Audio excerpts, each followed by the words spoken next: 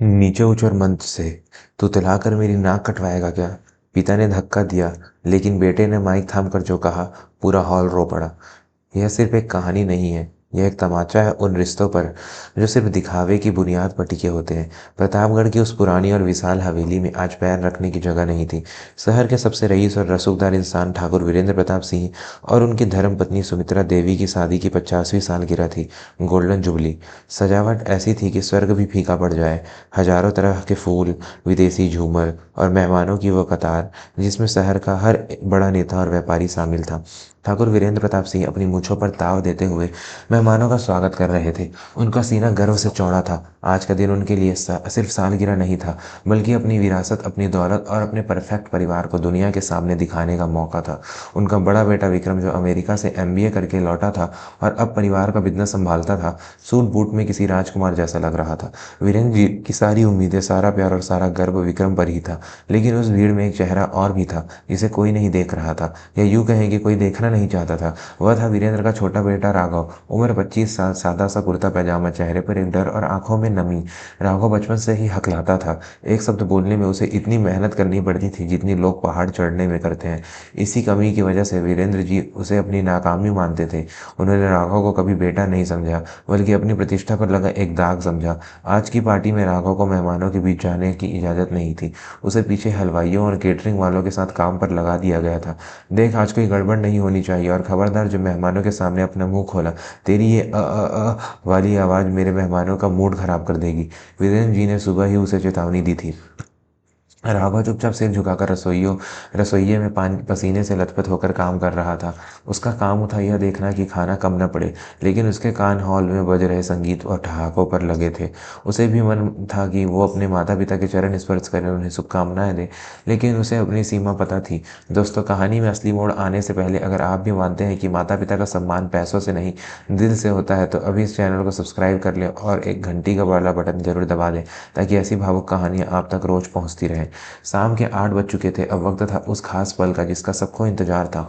Stage पर एक बहुत बड़ा माइक लगा था। एंकर ने घोषणा की, अब मैं आमंत्रित करना चाहूंगा ठाकुर साहब के बड़े बेटे विक्रम सिंह को, जो अपने माता पिता के लिए कुछ शब्द कहेंगे और इस जश्न की शान बढ़ाएंगे। तालियों की गड़गड़ाहट से हॉल गूंज उठा। वीरेंद्र जी की छाती गर्व से फूल गई। उन्होंने अपनी पत्नी से कहा, देखना सुमित्रा, आज मेरा शेर बेटा ऐसा भाषण देगा कि पूरा शहर याद रखेगा। इसे कहते हैं परवरिश। लेकिन स्टेज खाली था। विक्रम नहीं आया। एंकर ने दोबारा नाम पुकारा, फिर भी कोई नहीं आया। भीड़ में फुसफुसाहट शुरू हो गई। वीरेंद्र जी के माथे पर पसीना आ गया। उन्होंने अपने मैनेजर को इशारा किया। मैनेजर दौड़ता हो गया और 5 मिनट बाद घबराया हुआ वापस आया। उसने वीरेंद्र जी के कान में कुछ कहा, जिसे सुनकर उनके पैरों तले जमीन खिसक गई। विक्रम, उनका लाडला बेटा, पार्टी छोड़कर जा चुका था। वह अभी अभी अपनी प्रेमिका और कुछ दोस्तों के साथ शहर के एक क्लब में पार्टी करने निकल गया था। जाने से पहले उसने मैनेजर से कहा था, अरे यार, कौन बोर होगा वहाँ बुढ़े बुढ़ियों के बीच, भाषण वासन मेरे बस का नहीं है, पिताजी को बोल देना मैं बिजी हूँ। यह बात मैनेजर ने दबी जुबान में बताई, लेकिन वीरेंद्र जी को लगा जैसे किसी ने उनके गाल पर तमाचा मार दिया हो। भरी महफिल में उनकी इज्जत का जनाजा निकल रहा था। लोग बातें बनाने लगे, अरे क्या हुआ, बेटा नहीं आया, बड़ा संस्कारी बताते थे।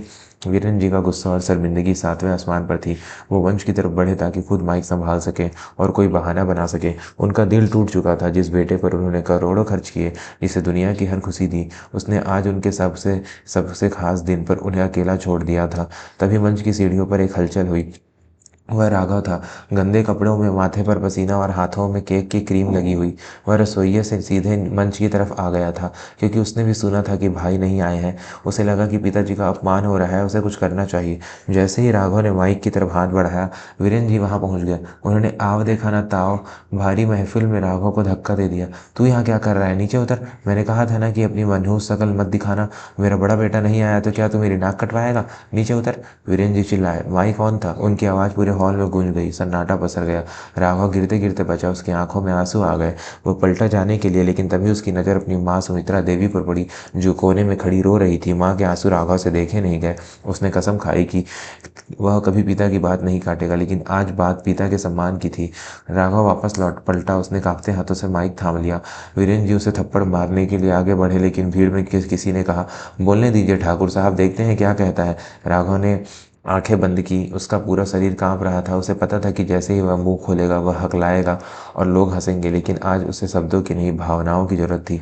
उसने बोलना शुरू किया, पिताजी, शुरुआत वही हुई जिसका डर था।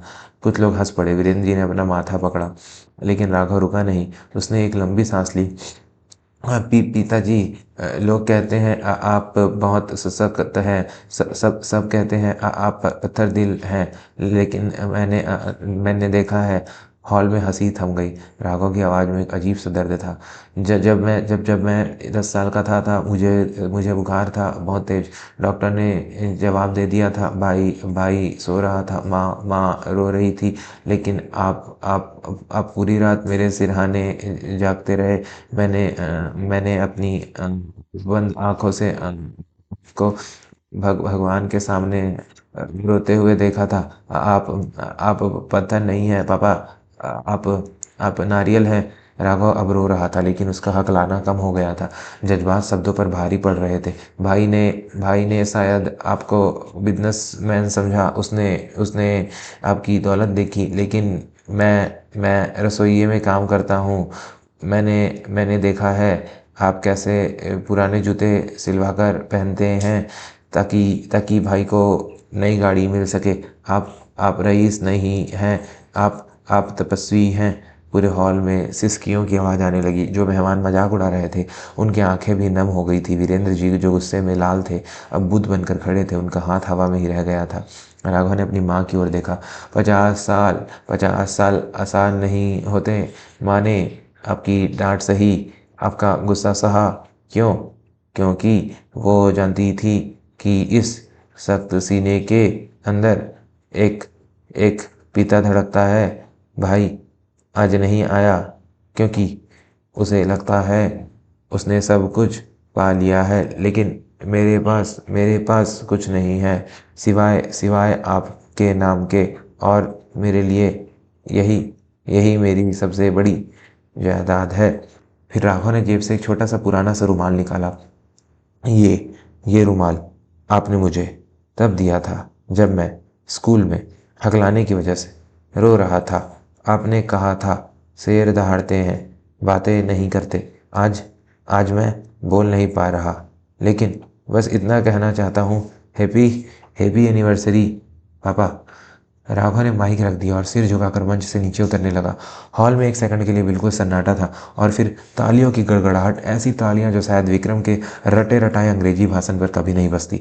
लोग खड़े होकर तालियां बजा रहे थे। औरतों की आंखों में काजल बह रहा था। दोस्तों, कहानी के इस सबसे भावुक मोड़ पर अगर आपको भी लगता है कि सच्चा प्यार और सम्मान दिल से निकलता है, जुबान से नहीं, तो कृपया वीडियो को लाइक जरूर करें और अपनों के साथ शेयर करें। राघव अभी 2 कदम ही चला था कि उसे किसी ने पीछे से पकड़ लिया। वह वीरेंद्र जी थे, लेकिन वह सख्त वीरेंद्र प्रताप सिंह नहीं थे।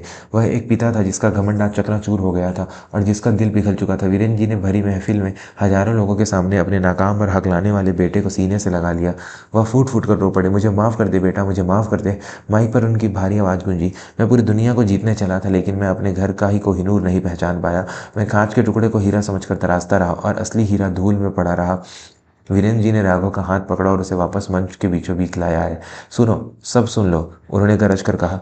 आज मैं अपनी वसीयत का ऐलान करने वाला था। मैं अपनी सारी जायदाद अपने बड़े बेटे विक्रम को देने वाला था, लेकिन आज मुझे समझ आ गया है कि वारिस वो नहीं होता जो खून का हो। वारिस वो होता है जो संस्कार का हो। विक्रम मेरा बेटा हो सकता है, लेकिन राघव राघव मेरा अभिमान है। उसी वक्त विक्रम अपने दोस्तों के साथ हंसता खेलता हॉल में दाखिल हुआ।